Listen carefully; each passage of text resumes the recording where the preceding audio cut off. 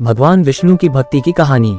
भगवान विष्णु, जो कि सृष्टि के पालनहार माने जाते हैं, उनके प्रति भक्ति और प्रेम की अनेक कहानियां हैं। ये कहानियां न केवल धार्मिकता को बढ़ावा देती हैं, बल्कि मानवता के मूल्यों को भी दर्शाती हैं। इस कथा में हम एक साधक की भक्ति की कहानी प्रस्तुत करेंगे, जो भगवान विष्णु की कृपा से अपने जीवन के कष्टों को पार करता है। उससे पहले मेरे प्रेम भक्ति चैनल को लाइक सब्सक्राइब जरूर करें। कथा का आरंभ। एक छोटे से गांव में एक साधक, जिसका नाम रमेश, रहता था। रमेश बहुत ही सरल और ईमानदार व्यक्ति था। वह अपने माता पिता की सेवा करता था और जीवन यापन के लिए खेती करता था।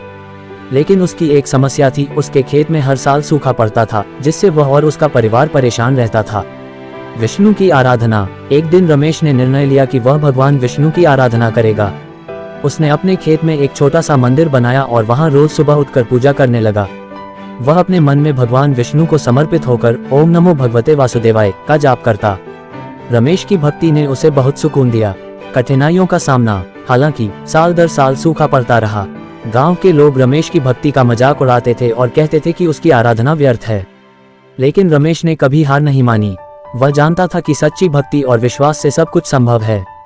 एक दिन उसने सोचा कि अगर भगवान विष्णु ने उसकी पुकार नहीं सुनी, तो वह अपने पास कुछ अनाज रखकर एक बड़ा हवन करेगा। उसने गांव के अन्य लोगों को भी आमंत्रित किया, लेकिन सभी ने उसे नकार दिया। भक्ति का फल। रमेश ने अकेले ही हवन करना शुरू किया। वह हर दिन भगवान विष्णु को सच्चे मन से बुलाता और अपनी समस्या बताता। धीरे धीरे उसकी भक्ति से प्रभावित होकर गांव के कुछ लोग उसके पास आने लगे। उन्होंने देखा कि रमेश की आस्था में कितना गहरा विश्वास था। कुछ दिनों बाद अचानक गांव में बारिश शुरू हो गई। गांव वाले चौंक गए। यह बारिश उस समय हुई जब सभी को उम्मीद थी कि सूखा ही रहेगा। गांव में हर जगह हरियाली छा गई और रमेश के खेत में भी फसल लहलहाने लगी। गांव का परिवर्तन। गांव वालों ने देखा कि रमेश की भक्ति ने न केवल उसके जीवन में बदलाव लाया, बल्कि पूरे गांव में खुशहाली लाई। उन्होंने अपनी गलती स्वीकार की और रमेश से माफी मांगी। रमेश ने भगवान विष्णु की भक्ति के महत्व को समझाते हुए कहा, भक्ति में शक्ति होती है। जब हम सच्चे मन से किसी की पूजा करते हैं, तो वो हमारी सुनता है। विष्णु की महिमा। इस घटना के बाद गांव के लोग भी भगवान विष्णु की आराधना करने लगे। उन्होंने मंदिर में जाकर नियमित पूजा करने का संकल्प लिया। गांव में एक सामुदायिक उत्सव आयोजित किया गया, जहां सबने मिलकर भगवान विष्णु की महिमा का गुणगान किया। सच्ची भक्ति। रमेश की भक्ति ने न केवल उसकी जिंदगी बदल दी, बल्कि पूरे गांव को एकजुट कर दिया।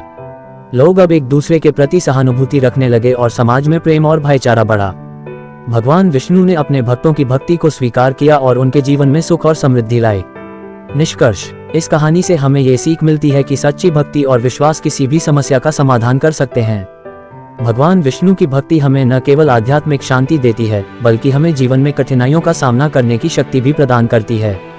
इस प्रकार रमेश की कहानी हमें याद दिलाती है कि भक्ति में हमेशा एक गहरी शक्ति होती है, जो हमारे जीवन को बदल सकती है।